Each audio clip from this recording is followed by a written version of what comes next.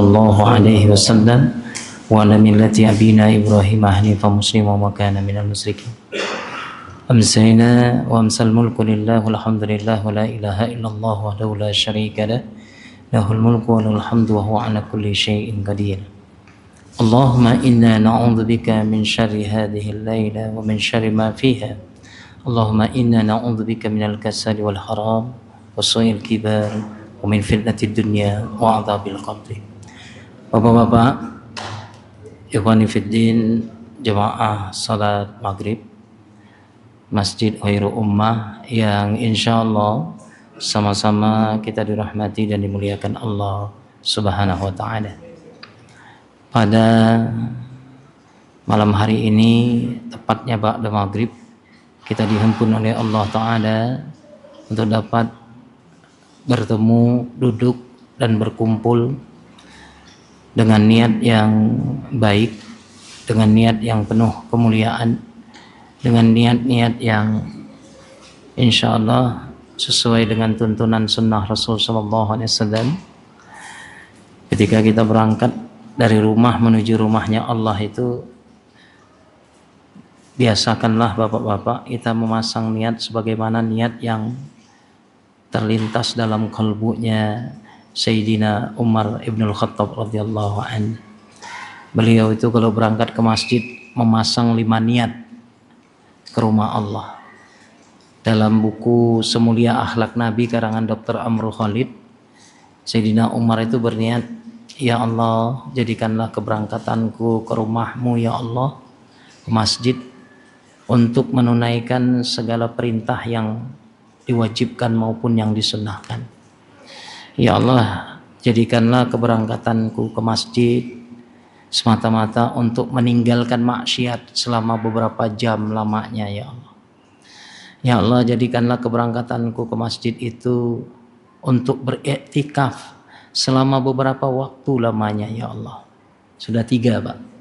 Yang keempat niat Umar bin Khattab itu kami baca, ya Allah, jadikanlah keberangkatanku ke rumahmu ya Rabb semata-mata untuk mendengarkan nasihat-nasihat kebenaran dari ikhwan muslimin, dari saudara-saudaraku kaum muslimin.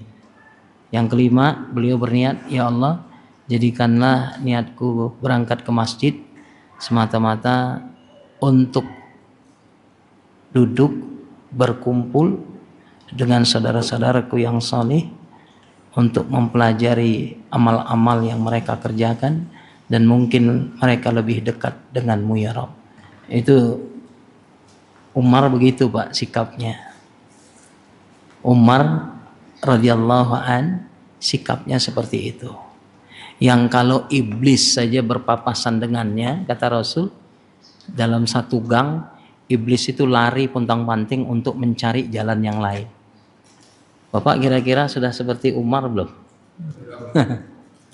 Kalau ketemu iblis dalam satu gang, kira-kira iblisnya yang lari atau bapaknya yang lari, Pak? Atau malah pelukan? Malah pelukan, Pak. Malah ngomong iblisnya, "Wahai sahib," katanya, "teman akrabku, apa kabar?" Ya. Jadi kita nggak boleh memandang remeh, Pak, tentang masalah niat. Innamal a'malu binniyat wa innamal likulli imri'in ma nawa. Sesungguhnya tiap-tiap amal itu harus diawali dengan niat dan Allah akan membalas sesuai dengan apa yang telah diniatkan oleh seorang hamba. Jadi niatnya kita ke masjid itu harus beragam Pak, variatif. Jangan cuma satu. Kalau satu itu kurang memotivasi amal Pak. Ya, kita ini manusia yang lemah. Potensi kita ini sering futur. Futur itu apa Pak? Lesu iman. Jadi supaya nggak lesu iman itu sering-seringlah memperbaharui niat Pak. Niat itulah yang nanti akan menopang kekuatan amal.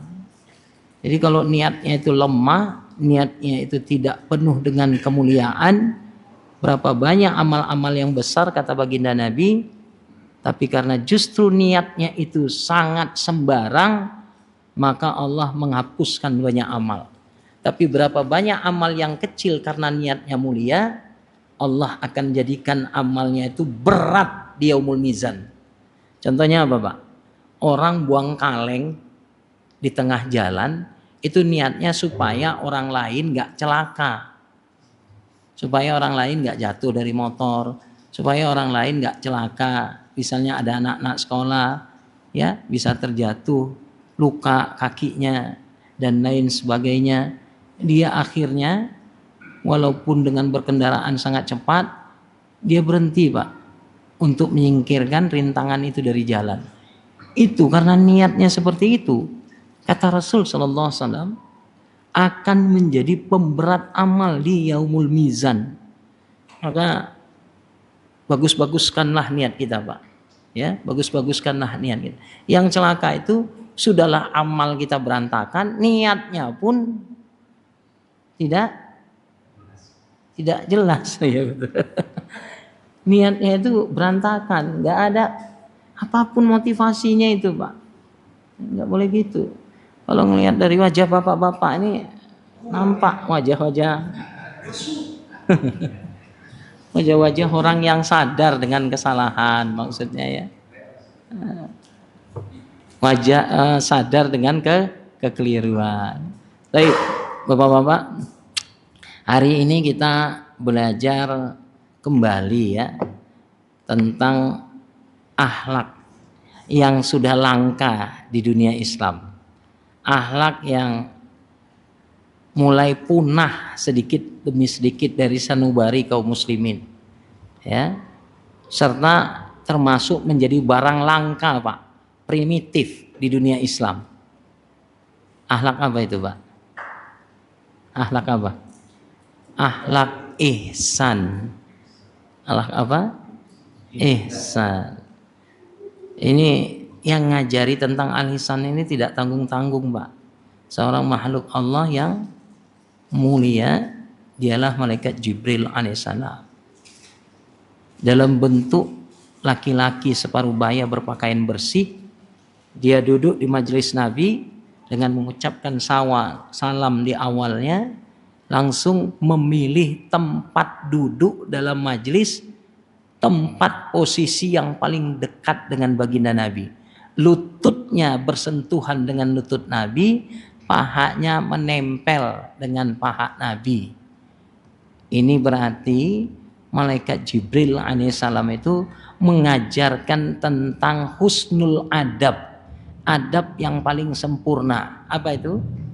Ketika ada satu perkumpulan, pertemuan, suatu majelis yang di dalamnya membincangkan tentang perkara agama Allah, maka malaikat Jibril alaihissalam memberikan tuntunan akhlak dekat dengan si penyampai risalah agama Allah. Kalau dulu malaikat Jibril itu dekatnya dengan Nabi, bersentuhan anggota tubuhnya dengan tubuh Nabi, sekarang Nabi nggak ada. Siapa penerus Nabi, Pak? Al-ulama'u warasatul anbiya. Makanya yang paling dekat duduknya dengan da'i, dengan ulama, dengan ustadz, itu berarti mencontoh adabnya. Apa? Adabnya malaikat Jibril alaihissalam. Nah, yang jauh-jauh itu sebenarnya lagi menelaah, meneliti, mengawasi yang mana malaikat Jibril itu gitu. Nggak usah buruk sangka sama saudara kita Pak, nggak boleh ya.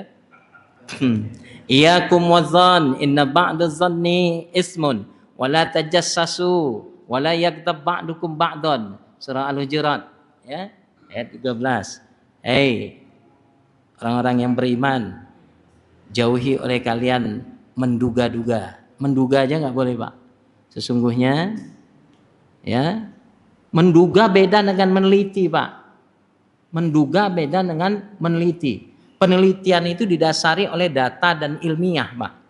Contohnya apa? Yang sekarang ini lagi santer-santer ijazah palsu. Beda menduga dengan meneliti. Nah, orang yang meneliti dengan data dan ilmiah itu nggak boleh ditersangkakan, Pak. Makanya kemerosotan hukum kita di negara ini, wah sudah payah, Pak. Orang kok meneliti. Emangnya kaleng-kaleng itu, Rismon Sianipar itu Pak, Dr. Tifa itu, Mereka itu bergelar doktor S3 akademiknya, Pak. Nah itu meneliti itu sampai ke luar negeri. Ini benar nggak? Betul nggak? Dia keluar dari instansi pendidikan ini. Lisensi ijazahnya itu benar nggak dikeluarkan dari instansi ini? Formalitasnya itu benar nggak? Setara nggak dengan SMA? Betul nggak ini UGM ini mengeluarkan? Wah, sekarang ini Pak yang paling mahal di Indonesia ini, bahkan di dunia itu apa Pak? Kejujuran. Paling mahal banget barang langka. Saya tadi subuh ngisi di Masjid Al-Barakah Gria Prima Elo Pak. Itu ketua DKM-nya ngomong, pensiunan polisi Pak Purwira. Memang Ustaz, macam mana ya Ustaz ya? Kapolri itu langsung di bawah presiden Ustaz. Ya pasti tekanan-tekanan politik itu pasti ada. Loh kita kalau nggak ngerjain perintah atasan itu Ustaz, walaupun sanubari kita itu menolak Ustaz, ya gimana? Sebisa ya syukur kalau cuma dipecat Ustaz. Ya kalau sanksi sosial ini yang lebih malu kita Ustaz.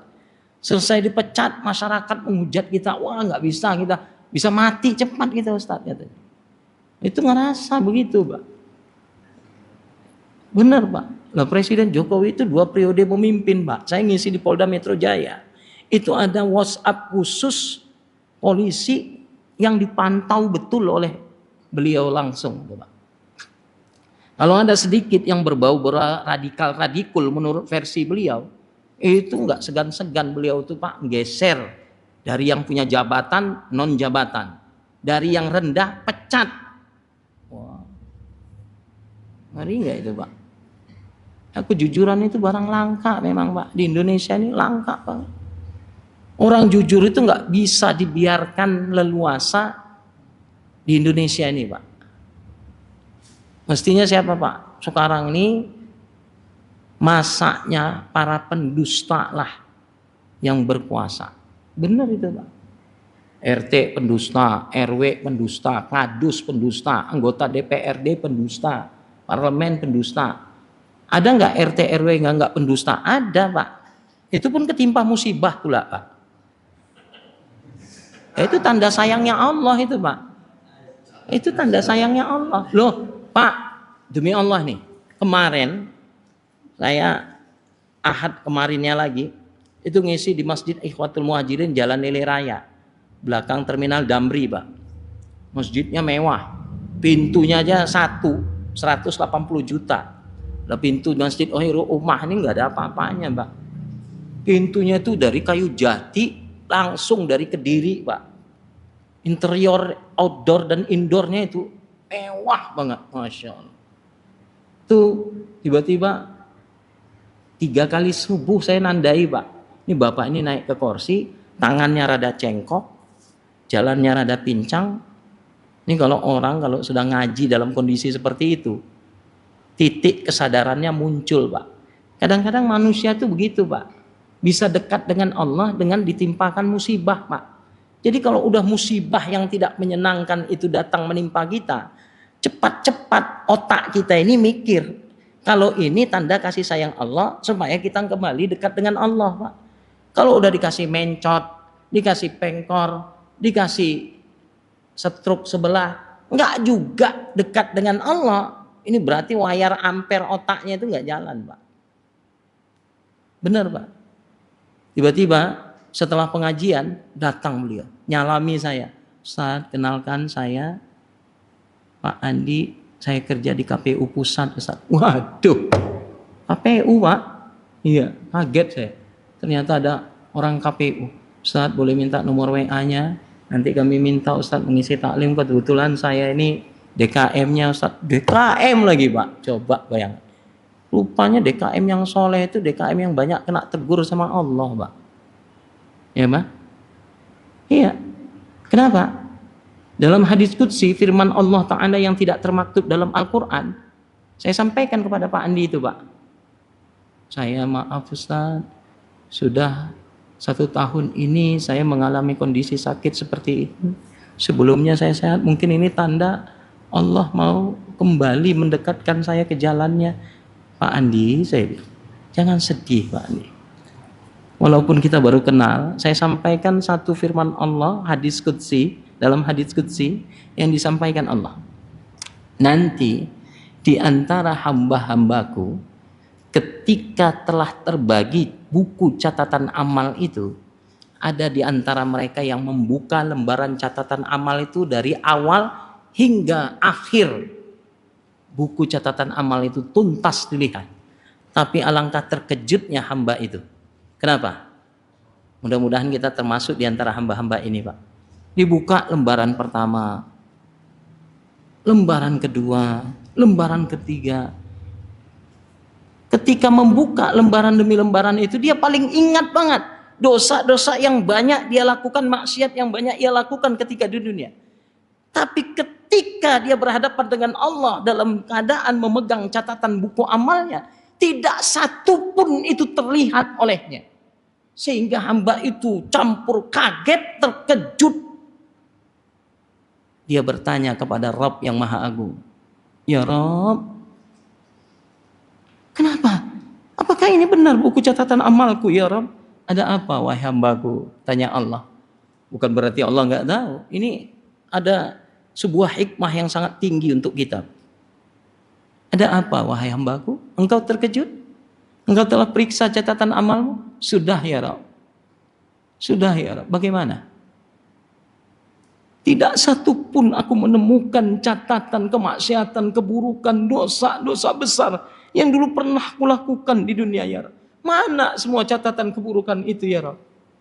Mendengarkan hamba ini bertanya dengan penuh rasa terkejut, Allah berkata, "Wahai hambaku, apakah engkau lupa apa yang kulupakan ya Rabb? Ketika di dunia, bukankah engkau kutimpakan musibah silih berganti? Musibah itu kutimpakan pada jasadmu, beragam penyakit aku berikan kepada engkau. Musibah itu aku timpakan pada anakmu, pada istrimu, pada keluargamu, pada hartamu. Namun dalam musibah itu engkau tetap sabar kepada aku. Engkau tetap taat kepada aku. Engkau qanaah menerima takdir musibah itu. Maka dalam kondisi demikian, aku mencabut, mengangkat, menghapus semua dosa-dosamu secara berangsur-angsur. Sampai ketika hari ini engkau berhadapan denganku, maka engkau tidak melihat satupun semua catatan dosa dan keburukanmu, karena aku telah menghapusnya ketika engkau menjalani musibah yang silih berganti di dunia. Wah, itu rahasia ilmu tentang musibah, Pak. Pak Andi itu langsung nangis. Itu tanda Allah sayang sama Pak Andi. Yang bahaya itu kan, Pak, sudahlah sombong, angkuh, rezeki melimpah-limpah, duitnya banyak terus, sholat enggak, ke masjid enggak pernah, ngaji enggak pernah, rezeki hartanya menambah-nambah terus, Pak. Wah, ini hati-hati, Pak. Ya, Pak ya. Kalau muka-muka Bapak ini saya tengok muka-muka rentan musibah nih semua nih. Ya, Pak ya. Punya duit, kadang ada, kadang enggak, lebih banyak enggak adanya, enggak punyanya, ya Pak ya. Loh sama itu, Pak. Tapi berbahagialah kita orang-orang mukmin yang seperti itu, Pak. Loh dengan kondisi kita yang demikian itu, ini langka ini, Pak. Ke masjid duduk taklim kemana ini termasuk manusia langka, Pak. Loh orang ke taklim ke masjid itu, Pak, pekanan itu langka, Pak. Bapak mau ke kampung, mau ke kota besar, lo langka, Pak, langka. Bapak ini termasuk manusia primitif. Nah, dalam artian yang positif, manusia-manusia yang langka yang mau bertahan istiqomah duduk di taklim setiap malam Senin. Iya. Itu amal langka dan manusia langka, Pak. Benar. Baik, kita baliklah ke akhlak yang ihsan ya. Jadi kalau jauh-jauh banget nanti nyasar lagi. Jadi orang yang mempunyai karakter akhlak ihsan ini boleh dibilang sangat langka. Ya. Dan yang patut disesalkan, mereka yang bertipikal terhadap akhlak ini bukanlah dari orang yang agamis. Ini Pak, sedihnya kita. Orang-orang yang kelihatan berpenampilan agamis justru nggak punya akhlak ihsan. Kadang-kadang akhlak ihsan itu muncul dari orang-orang yang zahirnya itu kelihatan seperti penjahat. Nah, pertanyaannya, apa itu ihsan. Apa itu ihsan? Kalau Dr. Amrul Khalid dalam buku Semulia Akhlak Nabi ini, beliau berkata, arti ihsan itu secara sederhana dapat diartikan ketekunan. Heran kita, loh kok ihsan itu tekun? Apakah ketekunan itu termasuk akhlak, Pak? Tekun itu termasuk akhlak. Jadi tekun itu termasuk cabang-cabang dari akhlak ihsan. Tekun dalam bekerja, ya, baik dalam pergaulan, tekun dalam perkataan, semua itu cermin akhlak Islam. Baginda Nabi SAW pernah bersabda dalam sebuah hadis yang diriwayatkan oleh Imam At-Tabrani. Hadis ini derajatnya sahih. Innallaha yuhibbun idza amila ahadukum amalan ayyun qinahu. Sesungguhnya Allah itu sangat mencintai salah seorang di antara kamu jika mengerjakan sesuatu amal dikerjakan secara itqan. Itqan itu tekun, sungguh-sungguh. Tekun. Tekun itu artinya apa, Pak? Tekun itu apa, Pak? Artinya, Pak? Iya. Jadi dia mendawamin suatu amal itu. Meskipun amal itu dilakukan cuma sedikit, Pak. Contoh. Baca Quran 5 ayat. Satu hari cuma 5 ayat, Pak. Besok 5 ayat. Lusa 5 ayat. Lusanya lagi 5 ayat. Terus 5 ayat. Tapi tetap 1 tahun bertahan terus, Pak. Nggak pernah kosong, absen. Baca Quran 5 ayat, 5 ayat. Ada orang baca Quran, sekali duduk itu, Pak. Girohnya tinggi, Pak. Bacanya 3 halaman. Hampir 1 juz sekali duduk. Cuma berhentinya 3 bulan, Pak. 3 bulan itu nggak buka-buka Quran lagi, Pak. Amalnya pun macem-macem. Kira-kira mana yang Allah cintai itu, Pak? Mana yang lebih Allah senangi itu, Pak? Yang pertama atau yang kedua? Bapak melakukan yang pertama atau yang kedua? Dua-duanya enggak, Ustaz. Gitu. Yang pertama enggak, yang kedua juga enggak. Nah itu kacau. Jadi berarti posisi yang ketiga ya. Enggak sama sekali. Enggak ya, Pak ya? Enggak gitu ya. Kita lihat dalam surah An-Nahl ayat 90. Apa kata Allah? Ini tentang ihsan. Bahasa Allah langsung ini. A'udzu billahi minasyaitonir rajim. Innallaha ya'muru bil adli wal ihsan wa ita'idil qurba. Sambungannya wa yanha 'anil fahsya'i wal munkar wal baghi ya'izukum la'allakum tadzakkar. Ini biasanya disampaikan khatib Jumat pada saat khutbah terakhir, Pak, penutup. Jadi jangan dirubah. Ini banyak khatib yang salah, Pak. Innallaha ya'murukum bil adli. Enggak ada kumnya, Pak. Itu ayat Quran, enggak boleh dirubah. Innallaha ya'muru bil adli wal ihsan. Sesungguhnya Allah itu menyuruh kita untuk berlaku adil. Itu pertama. Saya tanya, dalam tafsir itu adil itu maknanya apa, Pak? Ya udah, nggak usah lama-lama mikir, biar ustadznya juga yang jawab. Ustadznya yang nanya, ustadznya yang jawab. Jadi adil itu 2 versi tafsirnya, Pak. Ya.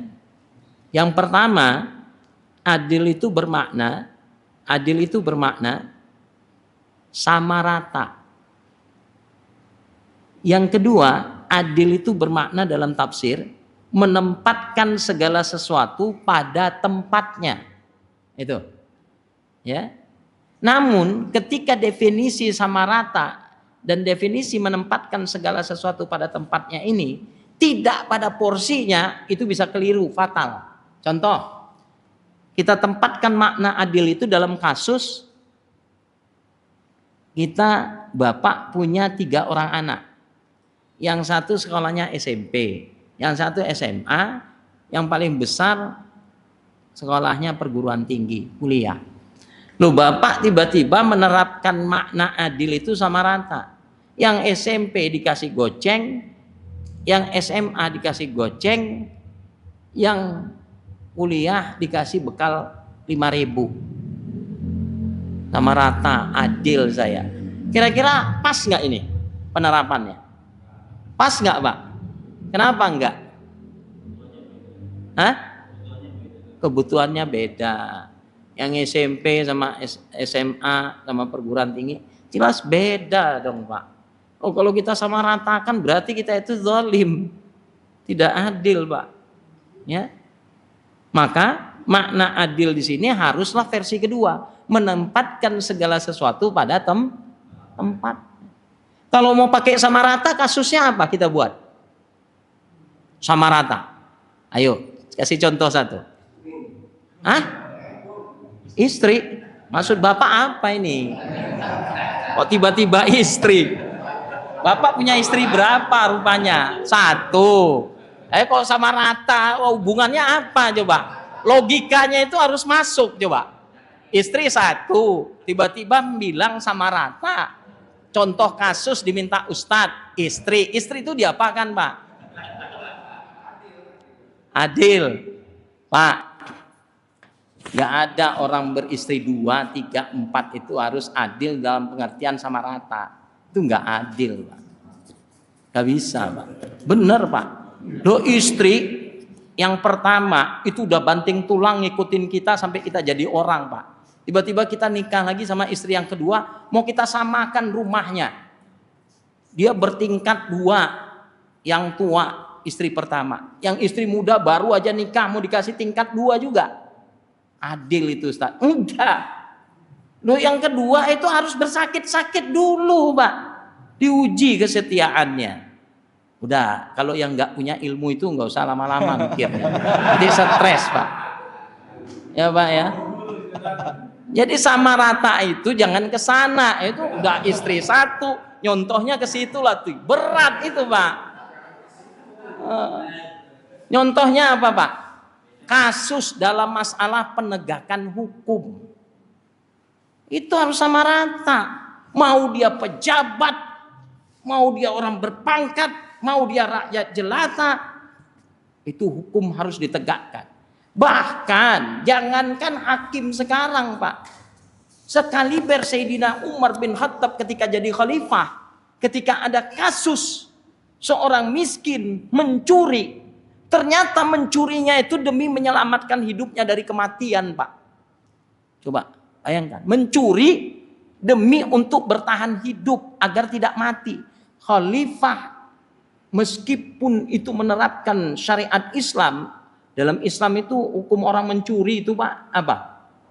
Potong tangan. Baca Al-Quran, itu potong tangannya sebelah yang kiri, itu sampai pergelangan, bes. Mau besar mau kecil potong tangannya. Sudah 2 kali mencuri, potong pergelangan tangan kanan. Mencuri lagi, potong sampai sikunya. Mencuri lagi, potong lagi sebelah kirinya, sebelah kanan. Mencuri lagi, potong sampai bahunya. Mencuri lagi, potong sampai ini. Mencuri lagi, tebas kepalanya. Loh, begitu Islam Pak. Nah, kalau ini diterapkan sama koruptor-koruptor di Indonesia, kapok Pak. Loh kapok koruptor itu Pak. Loh, begitu ngambil dana bansos, penggal ininya. Loh jadi bukti nyata di penjara Pak. Tangan hilang. Loh yang mau gilir korupsi berikutnya mikir Pak. Loh mikir, benar. Ini efek jerah nggak ada. Masuk penjara, layanan eksekutif. AC ada, perempuan disediain. Ya Allah, gimana mau kapok coba Pak? Jadi adil itu dalam masalah penegakan hukum. Nabi itu sampai menegakkan hukum itu berkata, "Laula Fatimah binti Muhammadin sarakat laqata'tu yadaha." Andai kata Fatimah binti Muhammad mencuri, aku sendiri yang akan memotong kedua tangannya. Oh, itu kan hebat. Ini boro-boro motong kedua tangannya, nggak punya ijazah SMA, dibuat aturan supaya bagaimana jadi presiden. Ah itu contoh yang tepat. Jangan sok-sok nyontoh istri-istri. Contoh itu yang realistis. Jangan nyontoh itu yang ngarang gitu. Belum berani meraktekin udah nyontoh. Ya kan? Harus sesuai antara kata dan perbuatan. Kan gitu Pak. Orang kok nyontoh. Jadi gitu Pak, ya. Penegakan hukum merata. Baik. Yang kedua, ihsan. Innallaha ya'muru bil adli wal ihsan. Setelah kalian berlaku adil, adil dan ihsan itu ibarat dua mata uang, Pak, dua sisi mata uang. Sebelah-sebelah itu jadi nyatu, Pak. Tidaklah ada orang bersikap adil melainkan dia akan memiliki akhlak ihsan. Ihsan itu apa? Kalau tadi menurut Dr. Amrul Khalid ihsan itu bermakna ketekunan, merupakan cabang dari akhlak Islam yang sedemikian banyak, tapi malaikat Jibril alaihissalam diberikan pemahaman oleh baginda Nabi ketika dia bertanya kepada baginda Rasulullah yang kita cintai, ma huwal ihsan ya Rasulullah? Apa itu ihsan ya Rasulullah?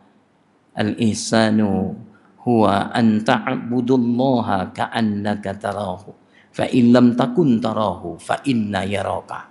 Wahai fulan, sesungguhnya ihsan itu adalah engkau mengabdi kepada Allah seolah-olah engkau melihat Allah tepat berdiri di hadapanmu. Maka sesungguhnya jika kamu tidak mampu melihat Allah, yakinkanlah pada jiwamu bahwa Allah melihat engkau saat itu. Itu ihsan. Jadi pengabdian yang tinggi totalitas di hadapan Allah itu, kita merasakan kehadiran Allah itu dimanapun kita berada, Pak. Makanya dalam buku ini Dr. Amrul Khalid itu, Pak, memberikan beberapa macam-macam tentang ihsan supaya kita apa yang disampaikan Rasulullah itu kita paham, Pak. Jadi ada ihsan dalam beribadah. Nanti kita kaji, Pak, secara berkesinambungan. Ada ihsan kepada orang tua, ada ihsan terhadap anak perempuan, ada ihsan terhadap para wanita, ada ihsan dalam penghormatan, takzim, ada ihsan dalam berbicara, ada ihsan dengan istri. Ihsan dengan istri ada itu, Pak, secara khusus dibahas oleh Rasul Sallallahu Alaihi Wasallam. Ada ihsan memilih tempat tinggal, rumah, bagaimana cara membangun rumah, bagaimana adab kita meninggikan rumah. Ada ihsannya, adab ihsannya. Ada ihsan dalam perceraian. Sampai bercerai pun harus berlaku ihsan, Pak. Makanya yang belum mengalami ujian beristri lebih dari satu, gak usah banyak ngomong. Ihsan dalam perceraian itu, Pak, orang berlaku baik meskipun pasca bercerai. Bisa nggak praktekannya? Bisa nggak praktekannya itu? Gampang kalau mau mempraktekkan ihsan dalam bercerai itu. Bapak nikah diam-diam. Kalau sudah ketahuan, insya Allah istri pertama nuntut cerai. Barulah bapak amalkan bagaimana ihsan dalam perceraian. Sanggup nggak? Kalau nggak sanggup, udah nggak usah masuk dalam bab ini. Loh, ini benar. Leres ini, Pak. Ngajinya ini botan-botan ini, ya. Jadi Allah bilang dalam surah Al-Baqarah ayat 229 tentang ihsan dalam perceraian, at-talaqu marratani fa imsakun bima'rufin aw tasrihun bi ihsan. Bi ihsan penutupnya, dengan cara yang paling baik. Tidak, ya, tidaklah talak yang dapat dirujuk 2 kali. Setelah itu boleh rujuk lagi dengan cara yang ma'ruf dan menceraikannya dengan cara yang baik. Jadi di mana derajat ihsan itu dalam permasalahan talak? Ya, apa itu, Pak? Kalau kita menceraikan istri setelah jatuh talaknya, jangan kita nggak lagi berhubungan secara ukhuwah sama dia, Pak. Dia itu ibu dari anak-anak kita. Laki-laki itu cepat angkuh, Pak. Udah mentalak, udah lu minggat lu, move on lu. Pokoknya nggak usah lu ketemu anak lu. Gua udah empek banget, enek banget gua ngeliat lu. Nah, ini berarti tidak ihsan dalam bercerai, Pak. Ya, ihsan dalam penghormatan. Wah, ini banyak, Pak. Banyak murid yang tidak ihsan kepada guru. Banyak murid yang tidak ihsan kepada dai para alim ulama. Ini Trans 7 tiba-tiba menggugat pesantren Liberia. Wah, ya Pak ya. Apa namanya? Lirboyo. Berarti Bapak nyambung. Ya, bagus. Lirboyo. Itu Prabowo itu pernah ke sana, Pak. Pesantren Lirboyo itu. Lah itu, Pak, kiai-kiainya ya udah banyak yang sepuh-sepuh.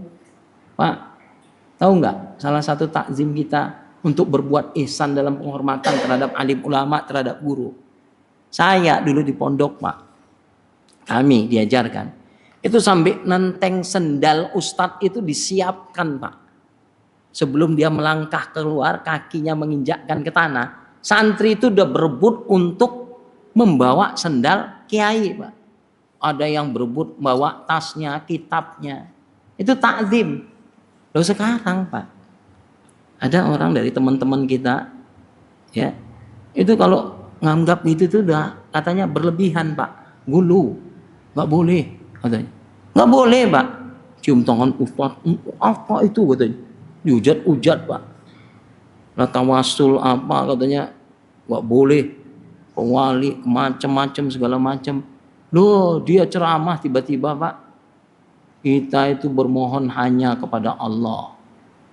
Tapi kalau kita bertawasul dengan jin, maka itu pun masih dibenarkan asal niatnya bergantung kepada Allah. Loh, ini kan keblinger ini, Pak. Ada yang begitu, Pak, modelnya. Oh, Bapak lihat aja di media sosial, Pak. Hal-hal yang melenceng-melenceng itu hati-hati gitu, Pak. Saya itu dulu di Sumatera, maaf nih, Pak, saya beli buku judulnya Salafi Ditinjau dari Dua Sisi. Ternyata banyak di antara salafi-salafi di Indonesia ini yang berkolaborasi dengan Yahudi, Pak. Itu menerima dana dari organisasi Yahudi, Pak. Itu dialirkan, Pak. Nah mereka sama mereka saja tempur itu, Pak. Perang, Pak. Yang satu pro pemerintah. Kalau ada bantuan dari pemerintah boleh ditampung. Yang satu tidak menerima. Pak, boleh, haram hukumnya menerima dana dari pemerintah. Demo enggak boleh. Semua apa-apa enggak boleh, Pak. Pemilu itu haram hukumnya. Wah, macam-macam, Pak. Giliran nerima dana Yahudi, paling doyan coba. Nah, ini gimana ini? Miring enggak ini otaknya, Pak? Loh, Bapak kalau enggak nemukan itu, udah enggak usah bingung, Pak.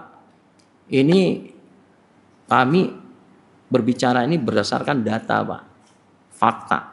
Makanya kalau ada ngelihat ustadz-ustadz yang ngomongnya itu, ngujatnya itu tingkat tinggi, Pak, tingkat dewa kalau bahasa anak muda sekarang. Ya, wah. Itu, Pak, patut diduga. Ada apa di balik itu semua, ya? Baik, Bapak-bapak. Jadi kita kalau berbuat ihsan itu kebaikan yang paling sempurna, Pak. Makanya disebut ihsan, hasanun ihsan. Artinya ihsan itu apa? Kebaikan yang paling tertinggi, puncak kesempurnaannya. Kita memberi dengan diperhatikan orang lain atau tidak diperhatikan, kita berhadap-hadapan sebagai pemberi dengan orang yang menerima pemberian kita. Jadi kami dulu diajarkan oleh kiai kami di pondok begini, Pak. Kita punya pembantu nih. Katakanlah Bapak bangun rumah, pakai tukang, kuli bangunan. Harganya itu sehari 150.000 tukang misalnya, ya. Nah, setelah Bapak memberikan 150.000 itu kewajiban Bapak. Kalau Bapak nggak bayar upahnya zalim. Tapi yang disebut dengan ihsan itu mana, Pak? Setelah Bapak membayar 150.000, bawa Bapak bekali tukang itu dengan apa, Pak? Bapak kasih gula, Bapak kasih Indomie 5 bungkus, Bapak kasih susu. Nih ya, Mang, punten Mang. Iya ada rezeki Abi. Walaupun dikit, Mang. Itu ihsan, Pak. Benar. Loh kita ngaji dulu di kampung Pak 80 90-an. Ustadz kalau habis ceramah itu sebulan 2 kali itu tiba-tiba nanti ada tim dari tim DKM dari tim dakwah itu Pak. Udah siap itu Pak. Beras 30 kilo, minyak, telur apa, Indomie. Loh di sini nggak usah ngamalin kalau belum sanggup. Mulai nanti Pak Ketua DKM nanti katanya, wah ini Ustadz sinyal ini. Loh itu ihsan Pak. Ihsannya kepada alim ulama. Loh Bapak kalau dengerin ceramahnya kiai-kiai karismatik di NU Pak, di Lamongan, Jawa Timur Pak, Pasuruan, lihat itu. Makanya kiai-kiai di sana itu laku Pak. Kok pengen nikah 1, 2, 3, 4. Wah kalau namanya kiai itu Pak digandrungi sama perawan Pak. Saya syukur aja nggak hidup di Jawa Timur Pak. Kalau nggak mungkin nggak terhingga istri saya. Ya Pak ya. Loh ada yang mau ngikuti jejak nih Pak. Iya Pak. Loh saya puji itu istrinya 9 Pak. Bayangin itu. Oh, itu udah nabrak hukum, udah kelebihan itu Pak. Saya mikir kalau malam itu gilirnya gimana itu ya. Tongkat Sulaimannya kok kuat banget gitu. Loh saya puji itu ngasih Pajero Pak. Ngasih mobil sport sama anak yang baru tamat SMA. Itu maharnya coba. Oh, Bapak nggak usah ngikut-ngikut lah, jangankan Pajero. Ya elah. Mobil sport. Ngasih kambing aja 1 aja nggak sanggup kok. Loh ini saya puji Pak, Masya Allah. Jadi memang ada di antara hamba-hamba Allah ini yang dilebihkan dalam masalah rezeki, dilebihkan pula dalam masalah kemampuan biologis. Loh, Bapak coba tes. Ini maaf nih. Ada yang udah menduda belum di sini? Berapa tahun mendudanya, Pak? Coba jujur. Berapa tahun? Ada, Pak? Yang udah menduda? 5 tahun. 5 tahun itu kalau menduda Pak, kalau nggak dibarengi dengan amal-amal pendekatan diri kepada Allah yang kuat, itu bisa error Pak, bisa gila Pak. Bener Pak. Kenapa? Karena Dr. Asia Dahlan itu berceramah, laki-laki kalau sudah ditinggalkan istri, itu fase pertama 3 bulan itu merupakan fase goncangan yang paling terkuat. Bukan saja kesedihan yang dia tanggung, tapi apa Pak? Penyaluran biologis yang semestinya ia lakukan itu tersumbat. Maka sperma yang seharusnya dikeluarkan secara rutin itu membeku, jadi semen Pak. Loh jangan ketawa. Loh. Iya. Makanya Imam Ibnu Taimiyah yang di dewa-dewa kan saudara-saudara kita di Salaf itu mengatakan salah satu dalam ilmu kedaruratan itu bukan darurat militer saja Pak. Darurat syahwat itu dibenarkan, kalau bahasa anak muda itu apa Pak? Coli. Onani Pak. Untuk menghindari apa? Syahwatnya yang menyimpang. Ketimbang dia melacur, memanggil wanita, memuaskan nafsu seksualnya, maka dibenarkan dia untuk melakukan onani. Maka para duda yang tak sanggup menikah lagi, yang takut dengan Allah untuk berzina, jangan ragu-ragu untuk melakukan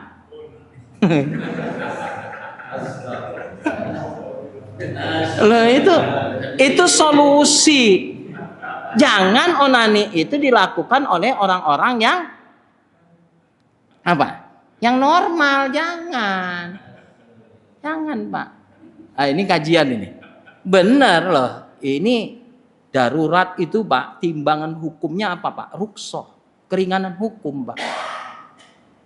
Laki-laki Pak kalau ditinggalkan istri, tanya Pak, tanya, coba curhat bareng-bareng tapi nggak usah di masjid Pak. Dua-duaan ngopi makan Indomie, benar itu kata Ustadz Andri Amin. Berat Pak, sedih, maka carikan. Biarpun kita tua Pak, demi Allah. Biarpun usia kita 60 tahun. Tapi laki-laki itu diciptakan oleh Allah, hormon tekstorannya itu jauh lebih banyak. Dan nafsu biologisnya itu diciptakan oleh Allah lebih besar Pak. Makanya merana, kalau istri wafat, laki-laki yang paling normal itu, paling lama dia 3 minggu bertahan dan mencari istri pengganti. Kalau nggak dapat, mungkin ada asbab-asbab yang tidak mendukung untuk dia mendapatkan istri. Harus dibantu. Jadi salah satu kezoliman kita antar jemaah itu membiarkan teman kita duda berlama-lama. Kena lagi katanya. Wow. Baik, Pak. Udah lewat 10 menit. Kita padakanlah, cukup lah ya. Nanti tensi makin meninggi nih. Bisa-bisa ada yang ngamuk lagi. Tapi mudah-mudahan insya Allah apa yang kita kaji tentang ihsan sekelumit ini memberikan satu pencerahan sedikit. Meskipun tidak rampung, insya Allah kita akan lanjutkan pada pertemuan mendatang. Akhirul kalam, kita tutup majelis ini dengan doa kafaratul majelis. Subhanakallahumma wa bihamdika asyhadu an la ilaha illa anta astaghfiruka wa atubu ilaik. Walhamdulillahirabbil alamin. Wassalamualaikum warahmatullahi wabarakatuh.